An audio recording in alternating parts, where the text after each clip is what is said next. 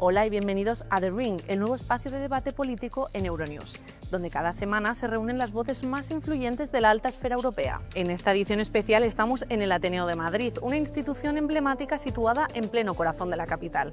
Hoy ponemos el foco en una crisis que ya resuena más allá de las fronteras nacionales. España atraviesa un momento decisivo, un gobierno con instituciones bajo presión, intentando navegar esta crisis política. Echemos un vistazo a un país que se juega su estabilidad y quizá algo más. España se enfrenta a una nueva turbulencia política que amenaza la continuidad del gobierno del presidente Pedro Sánchez. La ruptura entre los socialistas y el partido independentista catalán Junts, uno de sus aliados esenciales en el Parlamento, ha desencadenado un escenario incierto. El líder de Junts, Carles Puigdemont, lo resumía así: un pacto que no se cumple es un acuerdo roto. Y mientras el Ejecutivo intenta recomponer alianzas, otro frente estalla. El presidente respalda públicamente al fiscal general del Estado después de que este fuera acusado por una supuesta filtración de datos. La oposición denuncia un intento de influir en la justicia, el gobierno lo niega y califica las acusaciones de maniobra política. La tensión institucional se eleva y Europa observa. España entra así en un laberinto político: pactos rotos, un parlamento bloqueado, instituciones bajo presión y un liderazgo obligado a navegar entre crisis encadenadas. La pregunta es inevitable: ¿puede resistir un gobierno debilitado en un escenario tan volátil? ¿Y cómo afectará este torbellino al papel de España dentro de la Unión Europea? ¿Puede resistir el gobierno de Sánchez? Esa es precisamente la pregunta que vamos a intentar responder hoy aquí con nuestros invitados. Vamos a conocerlos un poco más. José Manuel García Margallo, dirigente veterano del Partido Popular y exministro de Exteriores durante el gobierno de Mariano Rajoy. 22 años como eurodiputado lo avalan como una de las voces más reconocidas del europeísmo español. Sobre los riesgos judiciales para el presidente del gobierno, alertó: Sánchez no solo se juega su supervivencia política, se juega su horizonte penal. José Zaragoza, experimentado dirigente del Partido Socialista Catalán y diputado en el Congreso. Su larga carrera política le convierte en una de las piezas claves de su partido. Crítico con el PP y firme defensor de los pactos progresistas, ha afirmado que el presidente de los populares, Alberto Núñez Feijóo, tiene tantas ganas de tumbar a Pedro Sánchez que no piensa las cosas que hace. Esa falta de reflexión le lleva a hacer el ridículo públicamente, dijo.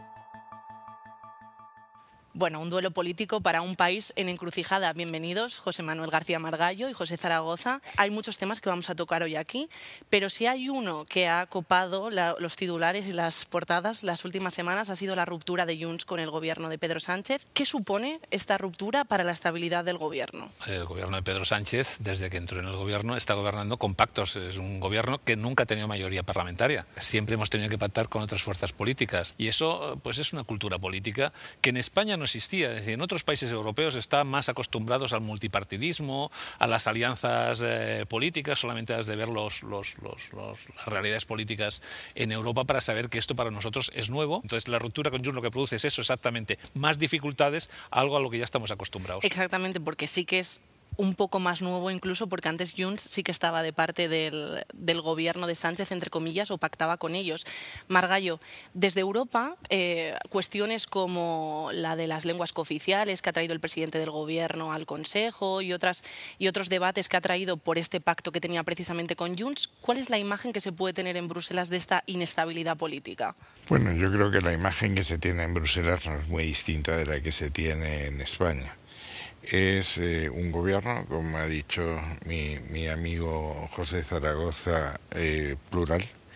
Lo que pasa es que es de una pluralidad excesiva. Es decir, lo que une al gobierno es un modelo que a mi juicio es un modelo distinto al modelo constitucional. El pegamento que les une es llegar a lo que se llama una España plurinacional, aunque no se han definido cuáles son las naciones que integrarían el conjunto. Como eso no es posible desde un punto de vista de la Constitución, lo que se está operando, en mi opinión, es un desguace del Estado. Lo que quieren los separatistas no es tanto ya sacar a Euskadi y Cataluña de España. Eso saben que no conduce a ningún sitio, se conduciría a la exclusión de la Unión Europea, sino sacar a España de Euskadi y Cataluña. Y lo que se está produciendo es una cesión permanente cada vez que se produce una votación en que se necesita el concurso de estas fuerzas de temas muy centrales. Y estamos ahora en un momento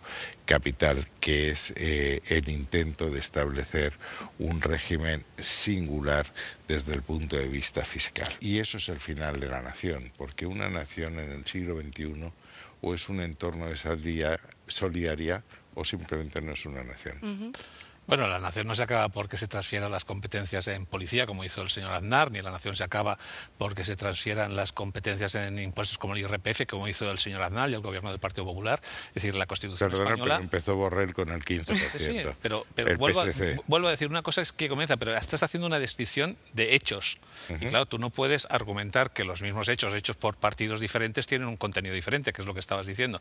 España no se desmonta. Lo que aquí se está discutiendo es si se respeta la Constitución, que sí dice la indisoluble unidad de España, pero al mismo tiempo también reconoce la diversidad de lenguas oficiales. El catalán, el euskera, el gallego. Está en el artículo de la Constitución, está clarísimo que se contempla la cooficialidad de las lenguas. Y como por ejemplo las comunidades autónomas tienen el acceso a su autonomía fue por artículos diferentes. El artículo 3 de la Constitución dice que los españoles tienen el derecho y el deber de usar el castellano y que las demás lenguas serán cooficiales en el ámbito de sus respectivos territorios. Y segundo, no se puede comparar la cesión de competencias, como por ejemplo en policía, o la cesión del 15%, luego el 30% y luego más, con un cambio de sistema en materia de financiación. No es lo mismo que haya un régimen común para todos que garantice la igualdad y las... No hay un régimen común para todos porque en el País Vasco tienen el concierto económico. Porque está en la Constitución. No, pero ¿verdad? Son los pero la palabra todos significa todos menos unos cuantos. No, porque has dicho cuando todos lo que diga la Constitución. Pero has dicho igual para todos y no es cierto, porque la Constitución, por eso es lo que estoy diciendo yo, la Constitución determina diversidad. Es decir, lo que estamos discutiendo no es que estemos todos iguales, sino cuál es el mejor modelo para que funcione el país y podamos convivir todos y seamos eficaces. Porque a la que engañamos a la gente diciendo que todos somos iguales, cuando la Constitución no te dice que todos somos iguales fiscalmente, ya se ha acabado la discusión. Estamos hablando de algunas particularidades. Es importante también decir que se ha hablado mucho del catalán, pero también se estaba proponiendo incluir el euskera y el gallego, o sea, no solo el catalán. De todas formas, te preguntaría si esta es una medida que Sánchez habría propuesto de no ser por su pacto con Junts. ¿Habría propuesto, por ejemplo, llevar el euskera al Parlamento Europeo? La política muchas veces se produce en avances que las sociedades van asimilando como propios. Es decir, las reformas, ¿por qué tuvimos que hacer las reformas sobre la ley del aborto y que no estaba contemplado en la Constitución? Porque la sociedad va avanzando y vamos haciendo mejoras en estos temas, como el matrimonio igualitario, es decir, las sociedades van haciendo cambios. Al inicio de esta legislatura incluimos el uso de las lenguas en el Congreso de los Diputados. Se montó un debate intensísimo, era la ruptura de la unidad, y ahora es algo común, normal, aceptado por todo el mundo y no genera ningún problema. Por eso estamos planteando estos debates también en la Unión Europea. ¿Esto que está ocurriendo con Junts es algo endémico del caso español? Porque también hay más nacionalismos en Europa. Efectivamente, España tiene una singularidad que no tienen otros países, que es muy antigua. Es decir, Cataluña ha planteado la secesión pues en la rebelión de los catalanes en la época de Olivares, en el Estatuto de 1932 en la República, se planteó el proceso pidiendo la independencia, cosas que no han ocurrido en otras partes de Europa. El problema es que ahora estamos en Europa, gracias a Dios, y para que una parte de un territorio se separe y se declare Estado, no basta que ellos se declaren Estado, sino que sean reconocidos Estado por la comunidad internacional. Esto de la ruptura de Junts con el gobierno de Sánchez es muy importante, pero quiero que toquemos otro tema, que es el caso del fiscal general del Estado, que supuestamente filtró datos de la pareja de la Comunidad de Madrid, Isabel Díaz Ayuso. José Zaragoza, te quiero preguntar, ¿es legítimo que el presidente se posicione de parte del fiscal general? ¿Es una cosa que la oposición está ampliamente criticando? No, la primera que me gustaría precisar es una cosa tan sencilla en estos temas, es que una cosa es acatar una sentencia que la acatamos todos los responsables, y otra cosa es que tú puedas discrepar de las sentencias.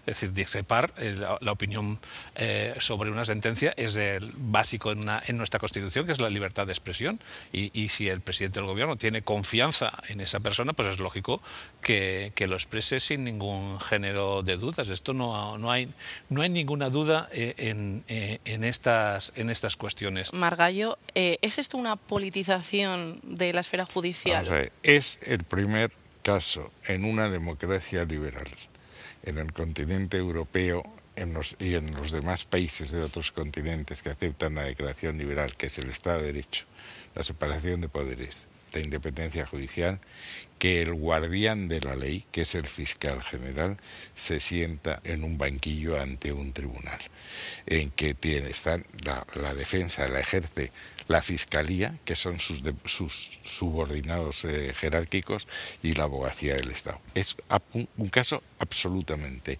inédito. Es obvio de que se pueden discrepar de las sentencias. Los abogados sabemos, yo soy abogado por España y por Estados Unidos, en que te puede gustar una sentencia o no. Lo que ya es más raro es que el presidente del gobierno y los ministros opinen de la sentencia, incluso antes de conocerse los argumentos. Yo soy católico y creo en el Espíritu Santo, pero no creo que el Espíritu Santo esté para iluminar al presidente del gobierno, que antes de haberse producido la sentencia y después de producida la sentencia, antes de conocerse los argumentos, opine sobre algo que no sabemos. Vamos, que el tribunal reconoce que es habitual las filtraciones. No es habitual. Y la única filtración que se ha perseguido por esos tribunales es la que supuestamente hizo el fiscal general del Estado. Es un elemento José, curioso, ¿no? Perdona, José, es que lo que dice el Código Penal es que quien está obligado a guardar un secreto no lo puede filtrar. Eso está penado y por eso hay una sentencia. Y no dice... ¿Y por qué no se investigan las multitudes y multitudes de filtraciones de sumarios judiciales, sentencias judiciales, que incluso se justifica por parte de jueces que es algo habitual? Claro, porque fíjese si es algo habitual que el mismo tribunal dice, para evitar que ellos filtren la sentencia, sueltan el fallo antes y no te dan los argumentos jurídicos. Vamos a ver, eso es un argumento que no está a tu altura. Es decir, no, es para poner el contexto europeo. No, pero dice, te pongo un ejemplo que va a entender. Es que todo es singular en Europa, lo que está pasando en este proceso. Es que este proceso es atípico. Lo que está pasando claramente, además lo estamos viendo con la participación, una de las acusaciones particulares, que es el Colegio de Abogados, que hace el Colegio de Abogados acusando un colegio de abogados beneficiado precisamente por la comunidad autónoma donde está la presidenta del novio precisamente del acusado, que todavía no se le ha hecho ni siquiera proceso judicial. Se condena antes al fiscal general que al que estaba el que había supuestamente cometido el delito. Es todo muy sorprendente, ¿no? Bueno, todo en España es sorprendente. Estamos en otra situación atípica en que el presidente del gobierno ha dicho que él está dispuesto a gobernar sin el Parlamento, es decir, por decreto de ley. Estamos en una situación sorprendente en que, insisto, el fiscal general se sienta en el banquillo con su toga de fiscal general en ejercicio. Estamos en una situación atípica prácticamente todo, porque estamos al borde de llegar a una democracia iliberal. Claro que estamos en un tema atípico, por eso estamos tú y yo aquí, que nos llevamos muy bien, pero bueno, no como sobre nuestros este tema colegas. Hay mucha tela que cortar, vamos a volver a esto después, porque tú has dicho que íbamos a ver el prisma europeo, os preguntaré sobre eso más tarde, pero ahora os tengo que cortar porque es hora de que tengáis un poco más de tiempo para vosotros y os podáis enfrentar cara a cara.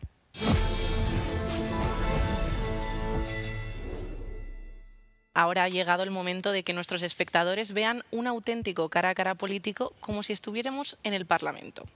Eso significa que ustedes, José Manuel García Margallo y José Zaragoza, podrán enfrentarse con preguntas que se harán directamente. José Zaragoza, te doy la palabra primero.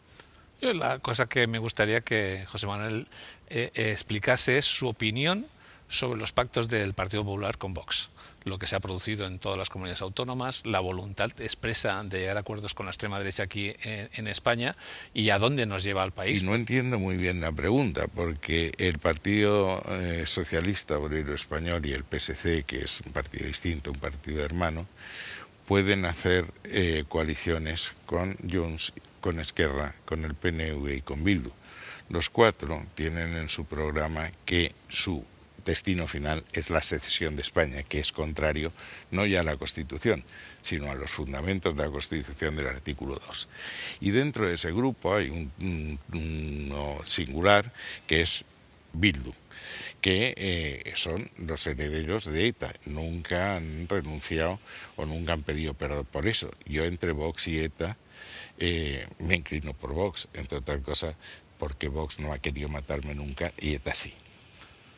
¿Quién era el ministro que dijo que desde que ETA había desaparecido nos habíamos quedado sin discurso en el País Vasco? No, yo dije... Porque contra ETA parece que el Partido Popular es la única obsesión que tiene en estas cosas. Quiero que Margallo haga su pregunta también para que nos dé tiempo. La situación económica española es buena en términos macroeconómicos, en términos generales, pero no lo es tan buena cuando hablamos del ciudadano corriente, que es lo que a mí me preocupa. El dinero que necesitábamos de Europa, Next Generation, que eran nada menos que 163.000 millones, no se está ejecutando. Ya hemos renunciado a gran parte de los préstamos porque el gobierno se empeñó en administrar esos fondos por sí y ante sí, y tal le hizo una comisión técnica. ¿Qué ha pasado? Que no tienen capacidad de gastar ese dinero que vamos a perder. Y teniendo unos salarios reales como tenemos, unas deficiencias de productividad como tenemos, etcétera, es bastante absurdo el que renunciemos a gastarnos el dinero que se nos da. ¿Cuál es la razón? Como bien has explicado, hemos renunciado a unos créditos. ¿Sabes por qué?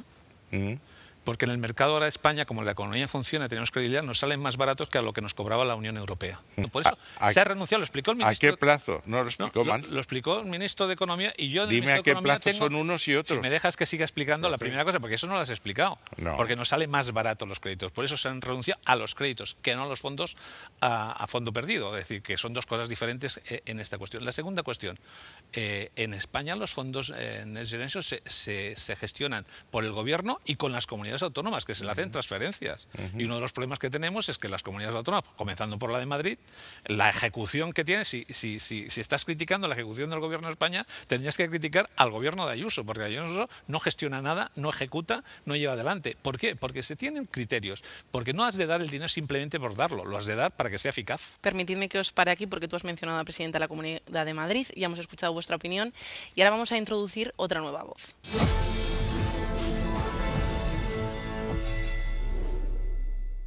Si hay una voz visiblemente notoria dentro de la oposición, esa es la de la presidenta de la Comunidad de Madrid, Isabel Díaz Ayuso, quien hace poco dijo lo siguiente en sus redes sociales: toda la prensa internacional recoge el fallo del Supremo porque no se concibe en una democracia libre utilizar los medios del Estado para hacer política delinquiendo, y todo a costa de un particular.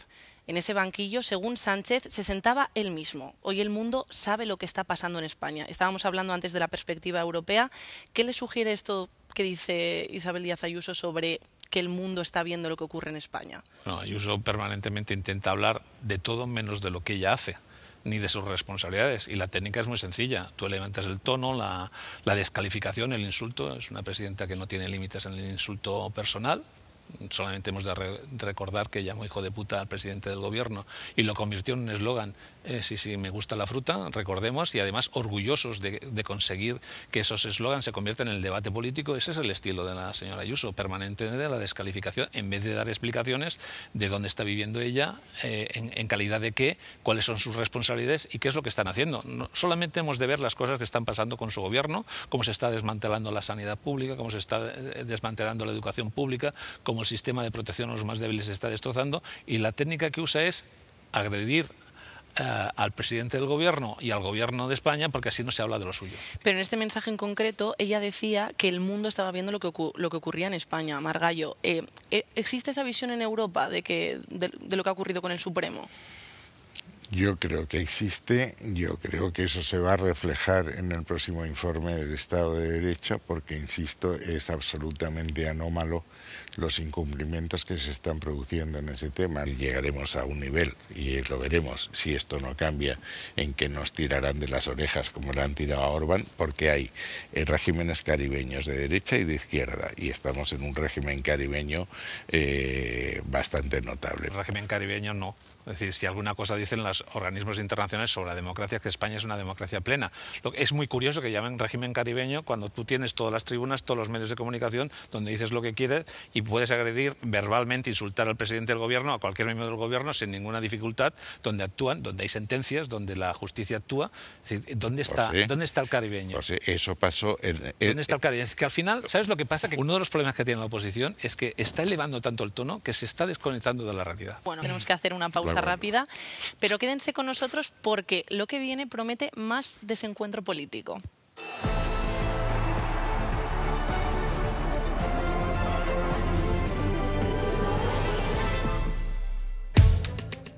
Bienvenidos de nuevo a The Ring, el nuevo programa semanal de Euronews. En este programa especial desde el corazón de Madrid me acompañan José Manuel García Margallo y José Zaragoza.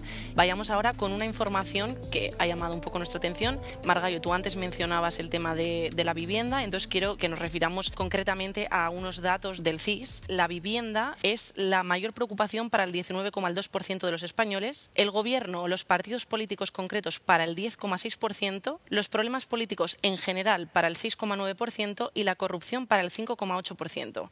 Zaragoza, Pedro Sánchez dijo que esta iba a ser la legislatura de la vivienda. Estamos viendo aquí unos datos bastante llamativos sobre el tema de la preocupación con respecto a este asunto. También es un tema que está presente en Europa, es una cosa que la presidenta de la Comisión, Ursula von der Leyen, mencionó en el Soteu. ¿Crees que está el gobierno respondiendo a esta preocupación mayoritaria de la ciudadanía?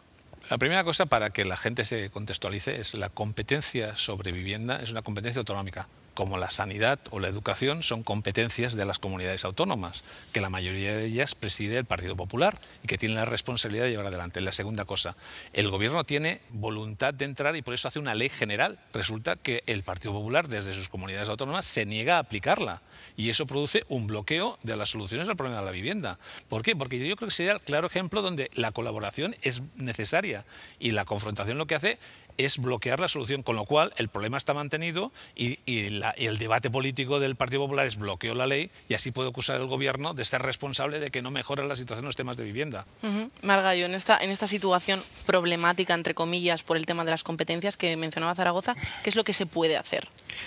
Lo primero es no escudarse en la distribución de competencias. Esto es un problema nacional y todas las administraciones que tienen que cooperar a resolver el problema. Eso es lo que se llama nacional y europeo, porque la Unión Europea tampoco tiene competencias y también está presentando medidas. Por eso, porque cuando hay un problema, todo el que tenga una competencia, por mínima que sea, tiene que arrimar el hombro. Yo creo que la ley de vivienda del Partido Socialista es errónea en su planteamiento y por tanto los resultados no pueden ser buenos. La única fórmula que yo conozco en economía de que cuando un bien escasea aumente es hacer más viviendas. Hay que aligerar la fiscalidad sobre la vivienda. El presupuesto español siempre rompe por la línea más débil del contribuyente. Y dentro de ese concepto de hacer más viviendas, hay que hacer viviendas sociales que sean asequibles, que estén en alquiler. ¿Son efectivas medidas como las de la ayuda del bono del alquiler, que son las más llamativas? Son parches. Y es que si quieres hacer viviendas de protección oficial, es decir, viviendas que estén por debajo del precio de mercado, tienes que ayudar con cargo al presupuesto. Estamos en un momento en que el presupuesto ya no da más de sí. Lo dice el presidente del gobierno, dice: yo no puedo pagar mi cuota en defensa como todos los demás porque no me da el dinero, no tengo el mismo dinero que Bulgaria, lo cual es bastante chocante.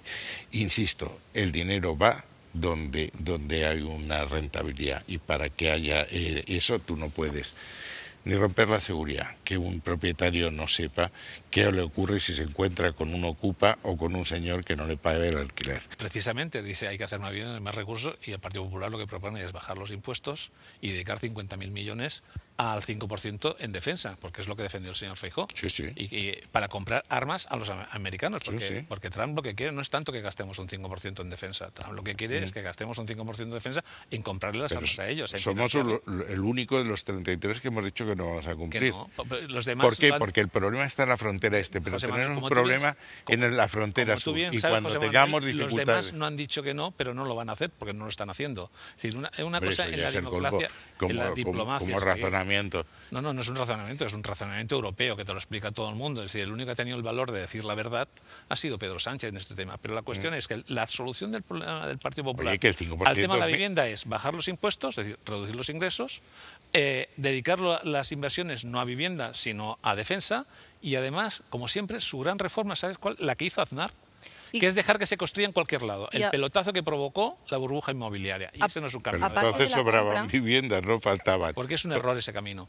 Aparte de la compra, te quiero preguntar cómo podemos responder al drama de los desahucios, por ejemplo, porque ha habido casos recientemente también bastante polémicos de personas mayores que se las expulsa de sus casas porque fondos buitres compran los edificios.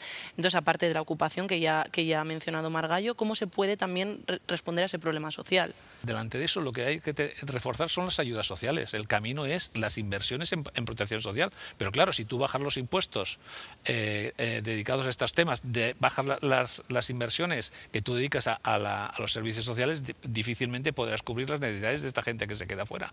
Es que el elemento fundamental es los impuestos sirven para proteger a la gente más débil. Si bajas los impuestos, dejas a la gente más débil a la ley del mercado, y la ley del mercado no tiene corazón. Os tengo que cortar porque hablando de subidas y de porcentajes, a lo que nos tenemos que adecuar nosotros es al tiempo, que no tenemos mucho más, nos estamos acercando al final, así que vamos a ir a por nuestra quinta y última ronda y veamos si están preparados.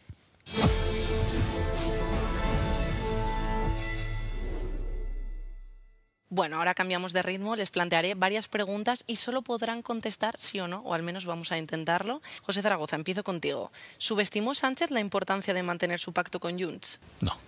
Sí. ¿Es la independencia de Cataluña un factor clave en esta crisis? No. Sí. Zaragoza, ¿el PSOE ha cedido demasiado para mantener sus alianzas actuales, no solo con Junts? No. Sí. ¿La oposición utiliza la justicia como arma política? No. Sí. ¿El respaldo al fiscal pone en riesgo la independencia judicial? No. Sí. ¿La polémica judicial afecta la imagen de España en Europa? Sí. Sí. ¿Europa está preocupada por España? Sí. Sí. ¿Ayuso tiene razón al criticar el uso político de los medios del Estado? Completamente. No. ¿La oposición busca derribar al gobierno más que colaborar? Sí. So. Es oposición. ¿España está en riesgo de parálisis legislativa? Sí. No. ¿El Ejecutivo debería buscar acuerdos con partidos de oposición ahora mismo? Sí. Sí. Zaragoza, ¿queda Sánchez para rato? Sí. Sí. ¿Veremos a Feijóo pactando con Junts? No. Sí. ¿Cree que un acuerdo nacional entre partidos sería la única solución real para estabilizar el país? No. Sí. Tengo una última pregunta para vosotros dos, que es si os habéis convencido con el argumento del contrario en algún momento. Convencido no. Pero algunos son razonables. Suscribo. Bueno, como veis, no todo es blanco o negro. Muchas gracias, José Zaragoza y José Manuel García Margallo. Ha sido un placer escuchar vuestros puntos de vista. ¿Y vosotros qué opináis? ¿Creéis que Sánchez terminará la legislatura? Os leemos en thering@euronews.com. Nosotros nos despedimos por ahora. Cuídense y hasta pronto en Euronews.